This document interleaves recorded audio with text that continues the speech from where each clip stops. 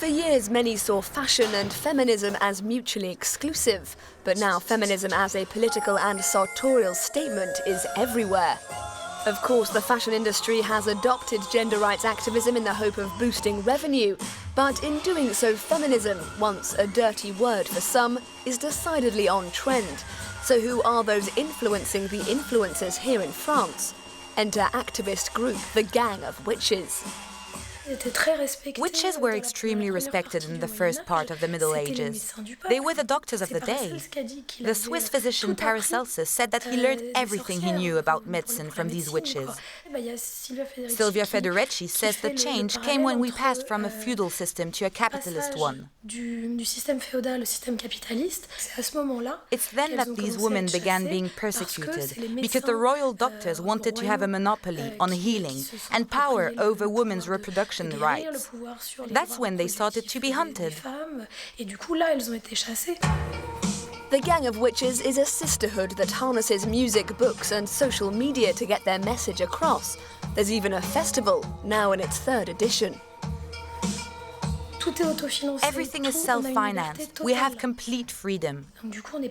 We're not tied to the system. We can say what we want to. Paola Yvelin, the group's founder, expresses herself through the medium of sculpture. Her masks are sometimes austere, others are screaming. But then they're covered in sequins. We've almost done identical makeup. A red mouth with spikes? It's about protection.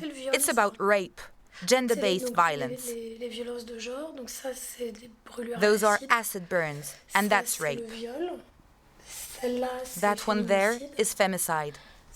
That's female genital mutilation. And that one is domestic abuse.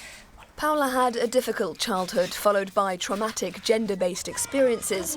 After 10 years of therapy, she's not afraid to openly discuss her past or her love of clothes. I like playing with codes. I feel really good in trousers, and I've also got a lot of tattoos.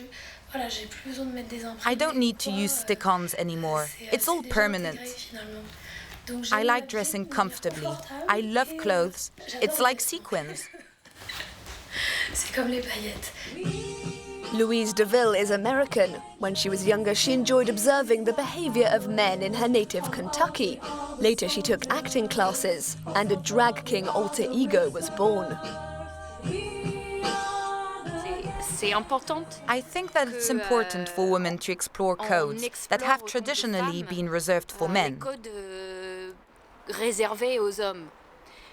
We've accepted Simone de Beauvoir's idea that we're not born women, but that we become women through enacting the codes of femininity.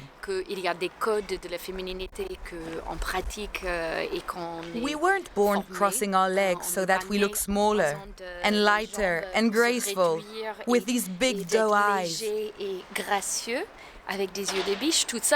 Those are all things that we learn to do. The new wave of feminism is less keen on erasing the outward signs of femininity than asking questions about our socialized behavior. And Louise Deville believes that masculine behavior is just as affected by social expectations. I love playing for politically engaged audiences, burlesque nights or queer and lesbian nights. But as an activist, I also love performing in a classic cabaret context. Dinner followed by a show, for example, where people aren't as informed.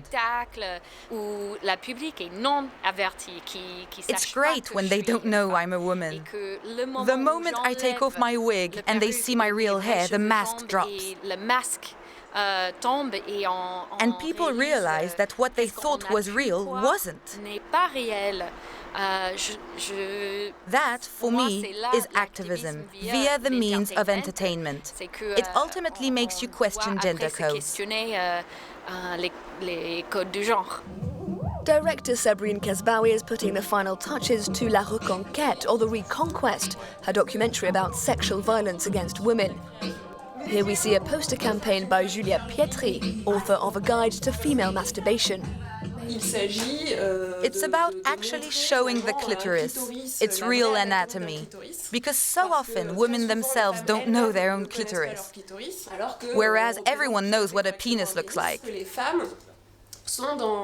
Right now, women are taking control of their bodies.